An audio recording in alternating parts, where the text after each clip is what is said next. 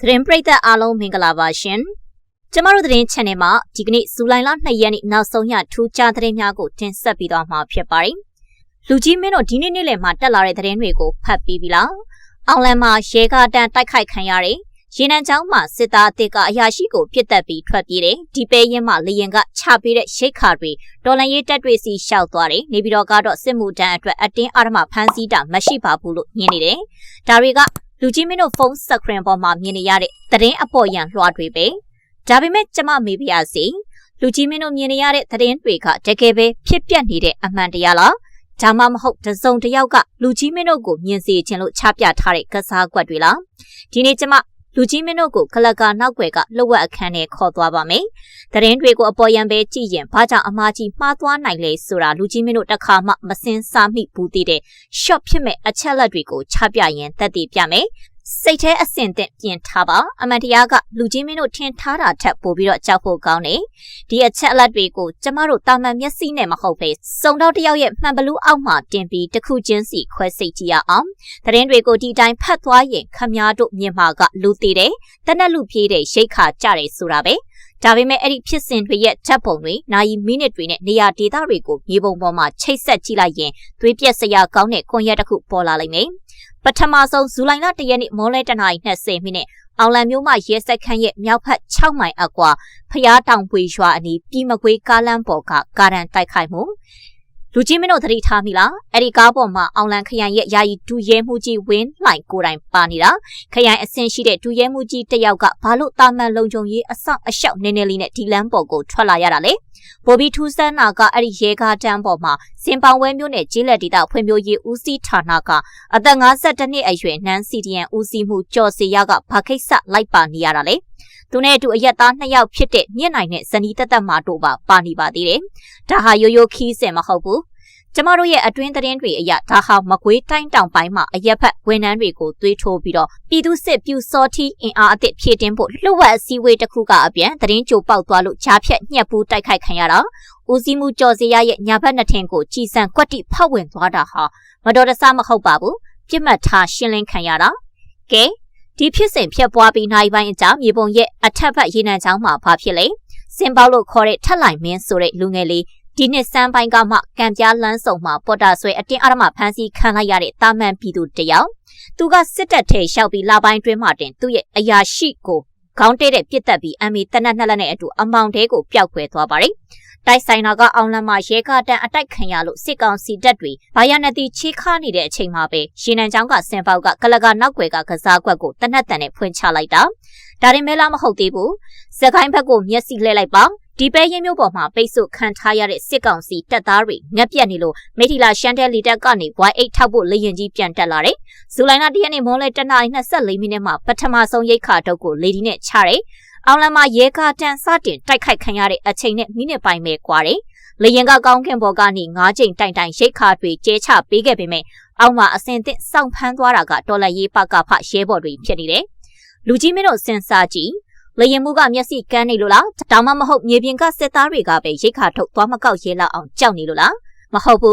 းဒီဖြစ်စဉ်3ခုစလုံးရဲ့နောက်ွယ်မှာလူကြီးမင်းတို့မမြင်ရတဲ့သတင်းအမှောင်တူနဲ့စည်ရေးထောက်လှမ်းမှုကစားကွက်ကြီးတစ်ခုလုံးချိတ်ဆက်နေလို့ပဲအခုကျမတို့ကလကာနောက်ွယ်ကအရေးကြီးဆုံးလှုပ်ဝက်ခမ်းမကြီးတဲ့ကိုဝင်ကြည့်ကြစို့နေပြီးတော့စယုံကျုပ်ရဲ့သတင်းစာရှင်းလင်းပွဲတွေနဲ့ဝါရဖြန့်သတင်းစာတွေထဲမှာပြည်သူတွေကိုအကြောင်းမဲ့ဖမ်းဆီးတာမရှိပါဘူးဥပဒေနဲ့အညီပဲလုပ်နေတာပါလို့ပြောင်းလဲနေတဲ့စကားတွေရဲ့နောက်ွယ်ကတကယ့်ထိုင်ရလောကပါလေကျမတို့စုံစမ်းသိရှိထားရတဲ့အတွင်းပိုင်းသတင်းတွေအရစစ်ကောင်စီရဲ့စစ်ကောင်းဆောင်တွေကြားမှာသွေးပြက်စရာကောင်းတဲ့ဆွေးနွေးမှုတွေရှိနေတယ်စစ်မှုထမ်းအပတ်စဉ်26ထိဖွင့်ပြီးလူအင်အား3,300,000ကျော်ရထားတယ်လို့စည်ရင်းပြထားပေမဲ့တကယ်တမ်းရှေ့တန်းပို့လို့ရတဲ့စစ်တီက3ပုံ1ပုံတောင်မရှိဘူးကျန်တဲ့ကောင်တွေကအခွင့်အရေးရရင်လက်နဲ့ယူပြီးပြေးဖို့ပဲချောင်းနေကြတာအခုရေနံချောင်းကကောင်စင်ပေါက်အရာရှိကိုတက်ပြေးတာကိုသတင်းမပေါက်စေနဲ့ကျန်တဲ့စစ်မှုထမ်းအသစ်တွေတီးသွားရင်လိုက်လို့ကြလိမ့်မယ်စာရဖအဖွဲ့တွေကိုချက်ချင်းလှော်အဲ့ဒီကောင်ရဲ့မိန်းမနဲ့အမေကိုတစားခံအဖြစ်ဖမ်းထားဒါမှတခြားကောင်တွေမပြေးရဲမှာဒါကစစ်ကောင်စီရဲ့အတွင်းပိုင်းမှာရင်ဆိုင်နေရတဲ့အကြီးမားဆုံးအကျက်တဲ့အင်တာနက်ဗစ်ထရိုက်ရဲ့အတွင်းသစ္စာဖောက်မှုကိုဖုံးကွယ်ဖို့စ조사နေတဲ့လှုပ်ဝက်ချက်ပဲသူတို့ဟာမြေပြင်မှာလူအင်အားလုံးဝမရှိတော့ဘူး။ဒါကြောင့်လဲဝါရဖြန့်သတင်းစာတွေမှာဖမ်းဆီးတာမရှိဘူးလို့လင်ရင်တစ်ဖက်ကတော့လမ်းစုံလမ်းခွတွေပေါ်မှာပေါ်တာဆွဲတဲ့စနစ်ကိုအစိုးရဆုံးသုံးနေရတာ။ ဒါပေမဲ့ဒီကစားကွက်ကဗမာပြည်တဲတင်ပြီးနေတာမဟုတ်ဘူးတရုတ်နိုင်ငံရဲ့လှုပ်ဝက်အကျိုးစီးပွားကဒီနေရာမှာလာပြီးရိုက်ခတ်နေပါတယ်အောင်လန်နဲ့ရေနံချောင်းဆိုတာတရုတ်ရဲ့မဟာဗျူဟာမြောက်ကြောက်ဖြူကူမင်းရေနံနဲ့သဘာဝဓာတ်ငွေ့ပိုက်လိုင်းကြီးဖြတ်တန်းသွားတယ်မကွေးတိုင်းရဲ့နှလုံးသားဒေသတွေပဲတရုတ်ကနေပြီးတော့ကိုရာဇသံပေးထားပြီးတာပိုက်လိုင်းလုံခြုံရေးကိုမထိခိုက်စေနဲ့ဆိုတာပဲဒါကြောင့်စစ်ကောင်စီကအောင်လန်နဲ့ရေနံချောင်းမှာခရိုင်အစ်စ်ဒူရဲမှုကြီးတွေကိုယ်တိုင်ဆင်းပြီးတော့လုံခြုံရေးပြန်ယူဖို့ကြိုးစားတာဒါပေမဲ့အဲ့ဒီအစီအစဉ်ကို NUG နဲ့တော်လန်ရေးတပ်တွေကကြိုတင်ထောက်လှမ်းမိသွားတယ်ဒီဘက်ရင်က Y8 လေရင်သတင်းကိုပြန်ကောက်ရအောင်ဒါကအချက်လက်အနည်းဆုံးပဲလေရင်ပေါ်ကချပေးတဲ့ရိတ်ခါတုပ်တွေကိုပကဖတွေကကောင်းမွန်စွာလက်ခံရရှိတယ်ဆိုတာလူကြီးမင်းတို့ထင်တယ်လို့လေတိုက်လို့လွှင့်လာတာမဟုတ်ဘူးတော်လန်ရေးတပ်တွေကစစ်ကောင်စီလေတပ်အတွင်းပိုင်းကအရာရှိအချို့ကိုငွေကြေးနဲ့ဖြစ်စေလှုပ်ဝက်နီးလန်းနဲ့ဖြစ်စေစီယုံပြီးတော့လေရင်ပြန်တက်မဲ့အချိန်ရိတ်ခါချမဲ့ lady contrite coordinate တွေကိုကြိုတင်ရယူထားခဲ့တာစစ်ကောင်စီတပ်သားတွေမြေပြင်မှာငတ်ပြတ်နေတာမှန်တယ်ဒါပေမဲ့သူတို့အတွက်လာချတဲ့ရိတ်ခါကိုတော်လန်ရေးတပ်တွေကကွက်တိလာသိမ်းသွားနိုင်တာဟာစစ်ကောင်စီရဲ့ထိပ်ပိုင်းလေတပ်နဲ့မြေပြင်ထောက်ဖို့စနစ်ချမှာအတွင်းလူတွေရှိနေပြီဆိုတဲ့ mind blowing အချက်လက်ပဲ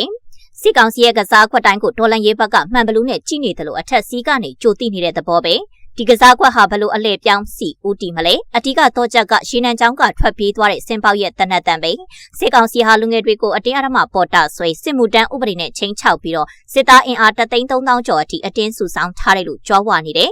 ဒါပေမဲ့လူကြီးမင်းတို့သတိထားမိလားအဲ့ဒီစုဆောင်းထားတဲ့အင်အားတွေဟာစစ်တပ်အတွက်အချိန်ကိုက်ဘုံတွေဖြစ်လာတာကိုစိတ်မပါပဲအတင်းဆွဲသွင်းခံရတဲ့အဲ့ဒီစစ်သားအသစ်3,000,000ကျော်ထဲမှာစင်ပေါက်လိုလူတွေထောင်ထဲချီရှိနေတယ်။သူတို့ဟာစစ်ကောင်စီကိုကာကွယ်ဖို့နေနေတာသာအခွင့်အရေးရတာနဲ့အရာရှိကိုပြစ်တက်ပြီးတော်လန်ရေးဘက်ကိုလက်နက်ယူပြေးဖို့အဆင်သင့်စောင့်နေကြတာ။နေပြည်တော်ကစစ်ကောင်ဆောင်တွေကတော့သတင်းစာထဲမှာစစ်မှုထမ်းဥပဒေအတိုင်းလုပ်တာပါလို့ပြောင်းလဲနေတော့မယ်။ဒါပေမဲ့မြေပြင်မှာတော့ဆာရဖစစ်ဖက်လုံခြုံရေးအဖွဲ့တွေဟာထွက်ပြေးသွားတဲ့စစ်သားရဲ့မိခင်နဲ့ဇနီးကိုလိုက်ဖမ်းနေရပြီးဆိုလိုတာကစစ်တပ်ဟာအခုချိန်မှာတော်လန်ရေးတပ်တွေကိုတင်ကြောက်နေရတာမဟုတ်တော့ဘူးသူတို့တင်ဖမ်းထားတဲ့သူတို့ရဲ့ကိုပိုင်စစ်သားတွေကိုပါပြန်ကြောက်နေရတဲ့အချင်းချင်းတန်တရားစိတ်ရောက internet paranoia အပြင်းထန်ခံစားနေရပြီးဒီနေရာမှာကျမလူကြီးမင်းတို့ကိုအတွင်းသည့်သူတေတီတယောက်အနေနဲ့အတိပေးစရာတစ်ခုရှိပါတယ်စစ်ကောင်စီဟာအတွင်းပိုင်းမှာပြိုလဲနေလေပို့ပြီးတော့ယူသွပြီးရက်ဆက်လာလေပဲအခုစစ်မှုရန်အပတ်စဉ်တွေတိုးပြီးဖမ်းဆီးနေတာဟာစစ်တိုက်ဖို့မဟုတ်ဘူး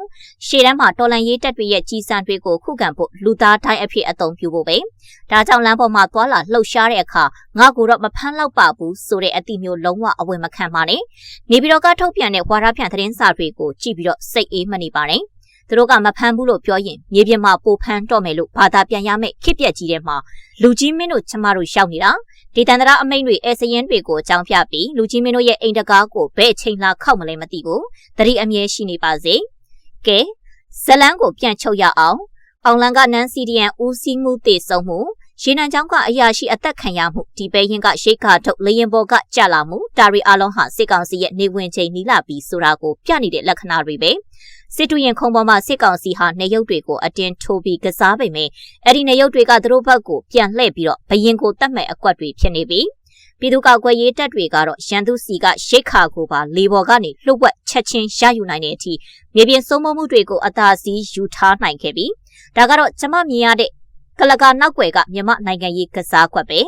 ကဲလူကြီးမင်းတို့ရောဘလို့ထင်လဲစစ်ကောင်စီရဲ့လူသစ်စုဆောင်ပြီးတော့အသက်ဆက်မဲ့ကစားကွက်နဲ့တော်လန်ရေးတပ်တွေရဲ့အတွင်းပိုင်းကိုထိုးဖောက်ပြီးတော့ရိတ်ခါဖြတ်မဲ့ကစားကွက်ဒီနှစ်ခုမှာလူကြီးမင်းတို့ရောဘယ်သူကစားကွက်ကပိုအလုပ်ဖြစ်မယ်ထင်လဲအောက်ကကွန်မန့်မှာလူကြီးမင်းတို့ရဲ့အမြင်တွေကိုလှုပ်ဝက်စမ်းပြစွာချရေးပေးခဲ့ပါဦးနော်